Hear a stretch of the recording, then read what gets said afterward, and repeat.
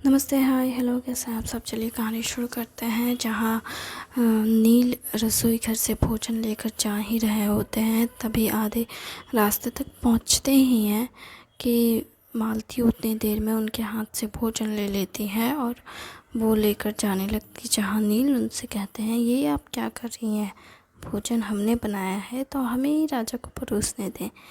जिस पे मालती कहती है, नहीं, अगर आपने बनाया है, लेकिन अगर परोसने भी आप ही जाएंगे तो वो क्रोधित होंगे, वो मेरे बारे में पूछेंगे, तो हम बता देंगे कि आप विश्राम कर रहे हैं। जिस पर मालती कहती है कि हमें भोजन परोसने दें, आप बस वहाँ खड़े रहें, फिर हम हम उन्हें खुद बता देंगे कि आपने ही भोजन बनाया है। परंतु जब तक महाराज भोजन नहीं कर लेते हैं, आप चुपचाप रहेंगे। ठीक है, पर हमें लगता है कि हमारे बनाए हुए भोजन का श्रेय आप लेना चाहती हैं, क्योंकि महाराज तो इसे खाकर ज़रूर से ज़रूर कहेंगे कि ये भोजन बहुत ही उम्दा है, और इतने अच्छे भोजन को पकाने वाले का हाथ चूमना चाहेंगे। नहीं, वो आपके हाथ नहीं चूम सकते। आप भी ना कुछ भी सोच रहे हैं, ऐसा कुछ नहीं है। आप चलिए बस। फिर मालती भोजन परोसती है महाराज को। महाराज बैठे होते हैं, भोजन की प्रतीक्षा कर रहे होते हैं और क्रोध में रहते हैं। तभी मालती भोजन लेकर आती हैं और भोजन परोसती है। महाराज पहले कहते हैं, मालती पहले भोजन चखो। फिर मालती भोजन चखती है, जहाँ पे नील टोकते हैं और कहते हैं कि भोजन हम चख लेते हैं। महाराज, नहीं, जिसने बनाया है, जिसने हमें परोसा है, उसे ही भोजन चखना होगा। ये सुनकर नील समझ जाते हैं कि मालती इसी वजह से हमें भोजन चखने नहीं दिया, इसलिए फिर वो कुछ नहीं कहते उस समय। फिर नील चुपचाप वहीं खड़े रहते हैं और मालती भोजन चखने के बाद फिर राजा को दूसरे थाल में भोजन परोस कर देती है, और फिर राजा उस भोजन को खाते हैं, जिसे खाकर राजा बहुत आनंदित होते हैं और मालती से कहते हैं, ये भोजन आपने बनाया है? हाँ, नहीं महाराज, ये भोजन किसने बनाया है? उनके बर्ताव से ऐसा लगता है कि वो बहुत क्रोध में रहते हैं, इसलिए मालती पहले कह देती है कि भोजन हमने बनाया है। जिस पर राजा बहुत खुश होते हैं और कहते हैं, आपने अपने भोजन में ऐसा क्या डाल दिया मालती कि ये भोजन इतना स्वादिष्ट है। ये सुनकर मालती बहुत हैरान होती है और खुश होती है और कहती है नील की तरफ देखकर, जिस पर नील मालती को देख रहे होते हैं और कहते हैं इशारों में कि अब राजा से कहें कि ये भोजन हमने बनाया है। जिस पर मालती कुछ नहीं कहती महाराज से और कहती है, सच में मालती, ये भोजन बहुत अच्छा है। आपके हाथ से इतना स्वादिष्ट भोजन हमने सोचा नहीं था। अब तक आपने जिस तरह का भोजन हमें खिलाया है, उनमें से यही सबसे अच्छा भोजन है, क्योंकि इससे पहले आपने जितनी बार भोजन बनाया, वो सारे भोजन बहुत ही फीके, किसी में नमक नहीं तो किसी में मीठा नहीं, किसी में कुछ ना कुछ रह ही जाता था। लेकिन इस बार का भोजन सच में बहुत अच्छा है। आपने अपनी रसोई को बहुत स्वादिष्ट बनाया है। क्या ये विवाह के बाद का असर है? और अगर है तो हमें लगता है कि आपका विवाह तो हमें बहुत पहले कर देना चाहिए था तब। और अगर ये भोजन आपने हमारे लिए नहीं तो क्या नील के लिए बनाया है? अगर ये भोजन आपने नील के लिए बनाया है ना, तो हम सच कहते हैं, हम ये भोजन नील को बिल्कुल नहीं खाने देंगे। हम ये सारा भोजन ख़त्म करेंगे और आप भी ख़त्म करेंगी। खुद तो चखिए। फिर राजा मालती को भोजन परोस कर देते हैं और कहते हैं, खा कर देखिए अपने हाथ का भोजन, बहुत स्वादिष्ट है। फिर नील खुद कहते हैं कि राजा साहब हम परोसते हैं ना आपको और मालती को। फिर नील परोसते हैं मालती और राजा को, तो कहते हैं राजा हम ये भोजन आपको नहीं देंगे खाने। जिस पर नील कहते हैं नहीं नहीं महाराज, हमें ये भोजन खाना भी नहीं है। मालती ने खासकर अपने पिता के लिए ये भोजन बनाया है, तो पिता को ही खाना चाहिए। हाँ, क्या कहा आपने? पिता? हाँ, आप ही तो इनके पिता बन इनका कन्यादान किया आपने, तो फिर हमें लगता है कि आप इस भोजन के योग्य हैं, तो आपको ही ये भोजन कर लेना चाहिए। हम भोजन नहीं भी करेंगे तो चलेगा। नहीं नहीं, आप भोजन ना करें ऐसा कैसे हो सकता है? आप हमारे जमाई हैं और हमें तो आपको भोजन कराना ही चाहिए। आप बस ये मीठी सी खीर खा लीजिए, ये बहुत स्वादिष्ट है, पर हम आपको इतना तो दे ही सकते हैं। राजा फिर नील को खीर देते हैं, जिस पर नील हंस रहे होते हैं और कहते हैं शुक्रिया महाराज। जिस पर महाराज कहते हैं क्या बात है नील, कुछ हुआ है क्या? आप दोनों हल्की हल्की मुस्कान रहे, हमसे कुछ छुपाया जा रहा है, कुछ ऐसी बात है जो हमें नहीं पता? नहीं महाराज, हम सोच रहे हैं कि आपको मालती ऐसे ही स्वादिष्ट भोजन बना कर खिलाए तो हमें अच्छा लगेगा, ताकि आप इतने क्रोध में जो रहते हैं वो आप आनंद से भरे रहेंगे। पेट भर खाना खाना बहुत ज़रूरी होता है महाराज। पेट भर भोजन करने से इंसान का मन शांत रहता है, और अगर मन शांत हो तो इंसान का मन कार्यों में भी अच्छे से लगता है। वरना अगर आधे पेट भोजन कर रहेंगे तो मन क्रोध से भर जाएगा। इसलिए महाराज, हम तो आपको एक ही सलाह देंगे कि आप ऐसा भोजन हमेशा करें और हमेशा पेट भर भोजन करें। हाँ हाँ, ऐसा भोजन किए तो सदियाँ हो गुजर गई, इसे तो हम पेट भर खाएंगे और बहुत आनंद के साथ निद्रा लेने जाएंगे। महाराज सारा भोजन ख़त्म कर निद्रा लेने चले जाते हैं और कहते हैं मालती और नील से कि हम तो अब चले, लेकिन हाँ मालती, कल सुबह का भोजन हमें ऐसा ही चाहिए, तो आप हमारे लिए फिर से ऐसा भोजन बनाइएगा। और जो कि आप दोनों की अभी अभी विवाह हुआ है, तो आप दोनों थोड़ा समय बिता लें खुद के साथ, एक दूसरे को खाना खिलाकर। ये कहकर महाराज चले जाते हैं। फिर महाराज जाने के बाद नील मालती को चिढ़ाते हुए कहते हैं हाँ हाँ मालती जी, रोज़ ऐसा भोजन बनाकर खिलाइएगा, महाराज बहुत खुश हैं। महाराज को ऐसा ऐसा भोजन हर रोज़ खिलाइएगा। कहाँ से खिलाएंगे मालती जी, आपके भोजन में तो कभी नमक नहीं रहता, तो कभी मीठा नहीं होता, आप अच्छा खाना नहीं बना सकती, कैसे रहेंगी आप? और अगर राजा को पता चल गया कि ये भोजन आपने नहीं बनाया तो क्या होगा? जिस पर मालती नील से कहती है हमारे पति बहुत अच्छे हैं, वो हमारा कहा नहीं टाल सकते। हम अगर उनसे कहेंगे कि वो भोजन पका दे तो वो ज़रूर पकाएंगे, वो आप जैसे नहीं हैं। अच्छा, हम कैसे हैं? आप जो हमें चिढ़ा रहे हैं, पर हमारे पति हमें कभी नहीं चिढ़ा सकते। अच्छा, आपके पति के इतने गुणगान है करेंगी आप, तो आपके पति तो सच में मोम जैसे पिघल जाएंगे आपकी हर बातों पे। इसलिए तो कर रहे हैं ताकि वो हमारे लिए कल सुबह भी भोजन बना दे। आहा, तब तो आपके हाथ का हमें खीर चख ही लेना चाहिए, वैसे ये बहुत स्वादिष्ट है। इतने वक्त से आप चख नहीं रहे थे क्या? नहीं, इतने वक्त से तो हम खा रहे थे इस खीर को, पर अभी तो चखने में मज़ा आ रहा है। फिर हम किसी और खीर को खाना चाहेंगे, क्या हम खा सकते हैं? हमें अनुमति है? हाँ, आपको अनुमति है। मालती शर्माते हुए ही कहती है और फिर अपने कक्ष में चली जाती है।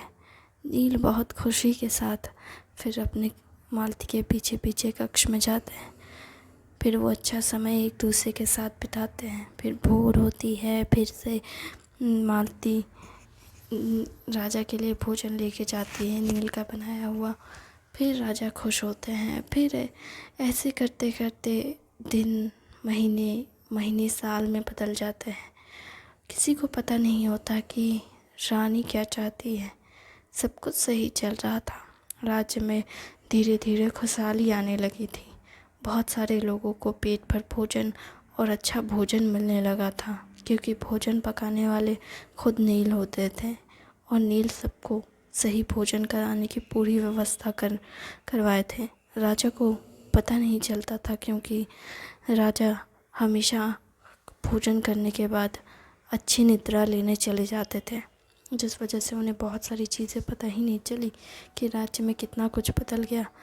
महीने साल में जब बदलते रहे तो फिर उसी दौरान 1 वर्ष के बाद मालती गर्भवती हुई। जब मालती गर्भवती हुई तो पूरे महल में जैसे खुशियों की लहर दौड़ पड़ी। नील बहुत आनंदित थे। वो कहने लगे, हमें लगता है कि आज से ज़्यादा आनंदित समय हमारे लिए और कुछ नहीं हो सकता। जिस पर राजा बहुत ज़्यादा दुखी और आनंद दोनों में ही थे। वो सोच में पड़ गए कि अब मालती गर्भवती है तो हमारे लिए अच्छा भोजन कौन बनाएगा। जिस पर नील कहते हैं कि चिंता ना करें महाराज, आपके लिए भोजन बनते रहेगा। मालती गर्भवती है पर भोजन आपको ज़रूर मिलेगा। क्योंकि राजा जब ये खबर सुनते हैं तब वो दौड़े हुए मालती के पास आते हैं और सबके सामने वो थोड़े नर्म आँखों से बैठे रहते हैं। जहाँ नील ये सब बातें कहते हैं तो राजा क्रोधित हो उठते हैं और कहते हैं, ये भोजन की बात नहीं है। आपको नहीं पता, जब एक औरत माँ बनती है तो कितना कुछ उन्हें सहना पड़ता है। हाँ, आपने तो जैसे रानी साहब का बहुत अच्छे से ख्याल रखा था। आपको तो सब कुछ पता होगा ना। राजा को ये बात चुभ जाती है और फिर राजा मालती के कक्ष से निकल बाहर चले जाते हैं। जब वो बगीचे में टहल रहे होते हैं तब महारानी आती है और राजा से कहती है, क्या हुआ, आप क्या सोच रहे हैं। जिस पर वो महारानी को गले लगाते हुए कहते हैं, हमें क्षमा कर दे। हमने कभी इतने वर्षों में आपकी पीड़ा नहीं समझी और आपको समझने का प्रयास भी नहीं किया। हमें क्षमा कर दे कि हमने आपके साथ अच्छा बर्ताव नहीं किया। जिस पर रानी कहती है, क्या बात है महाराज, आपके शब्दों में इतना दर्द कैसे है किया, वो भी हमारे लिए। आपको तो हमारे पीड़ा से कभी कोई फर्क ही नहीं पड़ा, फिर आज अचानक से क्या हो गया महाराज। आप हमारे बारे में सोच रहे हैं, आप हमारे बारे में विचार करने के बारे में सोच भी सकते हैं। इस बात पे हमें बहुत हैरानी है। आप ठीक तो है ना महाराज। जिस पर महाराज कहते हैं, महाराज कुछ कहे भी नहीं, फिर चले जाते हैं। महाराज के जाने के बाद महारानी एकदम से आनंद से भर जाती है। उन्हें कभी उम्मीद नहीं थी कि महाराज कभी उनके पीड़ा के बारे में चिंता भी करेंगे या इस बारे में कुछ कहेंगे कभी। लेकिन महारानी बहुत आनंद से भरती है ये सोचकर कि महाराज ने उनके बारे में विचार तो किया, लेकिन ये भाव कुछ ही समय के लिए था। क्योंकि महाराज के मन में ये भाव सिर्फ इसलिए है क्योंकि महारानी ने उनके पुत्रों को जन्म दिया, वरना ये भाव कभी ना आता। फिर महाराज अपने पुत्रों के पास जाते हैं और उनके साथ अच्छा समय बिताने की प्रयास में रहते हैं। जहाँ उनके बच्चे उनसे कहते हैं कि प्रणाम महाराज, आप यहाँ जहाँ उनके बच्चे ही उनसे दूर और डरे सहमे से थे, जहाँ महाराज उनसे कहते हैं कि हाँ, हम आपके साथ अच्छा समय बिताना चाहते हैं, आप हमें बताएं कि आप कैसे कैसे राजा बनना चाहेंगे। जहाँ पे उनका बड़ा बेटा कहता है कि हम आप जैसे राजा नहीं बनना चाहेंगे। जिस पर वो कहते हैं तो आप किनके जैसा राजा बनना चाहेंगे। वो कहते हैं हम अपने दादा जैसा राजा बनना चाहेंगे। ये सुनकर महाराज को फिर से जैसे दुख महसूस हुआ और वो इस भाव के साथ खुद भी बहुत विचलित हो उठे और उन्हें समझ नहीं आ रहा था कि उन्हें क्या हो रहा है। और फिर वो कहते हैं अपने छोटे बेटे से कि तुम बताओ, तुम किनके जैसा राजा बनना चाहोगे। जिस पर वो कहते हैं हम अपने भाई के अनुगामी बनना चाहेंगे, हमारा भाई जो चाहते हैं हम वही करेंगे। जिस पर राजा कहते हैं ये तो बहुत अच्छी बात है, तुम अपने भाई जी की सेवा करना चाहते हो। हाँ, क्योंकि माँ ने कहा था कि माँ ने हमें रामायण की पाठ पढ़ाए थे। रामायण में भगवान राम के खड़ो लेकर के भरत ने शासन किया, क्योंकि वो वन चले गए थे सिर्फ उनकी माँ की ज़िद की वजह से। और भरत ने महाराज राम जी का सम्मान करते हुए उस खड़ो को सिंहासन पर रखकर अपने भाई का मान बढ़ाया और शासन किया जब तक कि उनके भैया नहीं आए। हम भी अपने भैया के साथ ऐसे ही बर्ताव करना चाहते हैं, क्योंकि हमारा भी मानना है कि हमारे भैया सच में राम जी जैसे हैं। उन्होंने कभी हमारी अवहेलना नहीं की और ना ही हमें कभी भी हमें डांटा। माँ के बाद अगर किसी ने हमारे साथ अच्छे से बर्ताव किया तो वो है भैया। और इस पर महाराज कहते हैं और अपने पिता के बारे में आप क्या दोनों क्या सोचते हैं। जिस पर बड़ा बेटा कह देता है हम अपने पिता के बारे में कुछ भी नहीं सोचते, क्योंकि उन्होंने कभी हमें समझने की, हमें देखने की या जानने की कोशिश ही नहीं की। हम बस उनके लिए इस राज्य का उत्तराधिकारी हैं बस, और कुछ भी नहीं। उन्होंने कभी हमें अपना पुत्र नहीं समझा, इस राज्य का उत्तराधिकारी समझा और कुछ नहीं। और रही बात, इसके बाद वो अपने छोटे बेटे की तरफ देखते हैं और वो कहते हैं हमने कहा ना, हम अपने भैया की हर बात मानेंगे। अगर भैया को ये सही लगता है तो यही सही होगा, और अगर उन्हें आप गलत लगते हैं तो आप सही में गलत होंगे। हमें इस बारे में ज़्यादा कुछ नहीं पता, बस हमें इतना पता है कि भैया गलत नहीं होंगे। और अगर आप हमारी अपनी मर्ज़ी जानना चाहते हैं तो हमें उसके लिए आपके साथ वक्त गुजारना होगा। भैया कहते हैं जिसके साथ हम जितना रहते हैं हमें उसके बारे में उतना ही ज़्यादा पता चलता है, पर हमें तो बचपन से लेकर आज तक आपके साथ वक्त गुजारने का मौका ही नहीं मिला। आपने कभी हमारे साथ वक्त गुजारा ही नहीं, हमें कैसे पता होगा कि हमारे पिता कैसे होंगे और उनके विचार कैसे हैं। हमने सबसे ज़्यादा वक्त अपने भैया के साथ ही गुजारा है, तो हमारे लिए तो हमारे भैया ही हमारे पिता हैं और हमारे गुरु हैं। हालांकि हमारे पिता की वजह से हमें एक गुरु मिले थे और वो गुरु बहुत अच्छे हैं। हमें शास्त्र कला सभी कलाओं में निपुण बनाया गया। हमें वेद शास्त्र सब कुछ सिखाया गया, और हमारी माँ की वजह से भी हमने रामायण, महाभारत और बहुत सारी किताबें और ग्रंथ पढ़े। हमारी माँ ने हमें ये सब सिखाया, पर हमें अपने पिता के बारे में कुछ भी नहीं पता, क्योंकि उन किताबों में हमारे पिता के बारे में कुछ भी नहीं लिखा है। तो हमें अगर अपने पिता को जानना है तो उनके साथ रहना होगा, पर हमारे पिता के पास इतना समय ही नहीं कि वो हमारे साथ समय बिता सके। शुक्रिया इस कहानी को यहाँ तक सुनने के लिए। उम्मीद है आपको अच्छी लगी।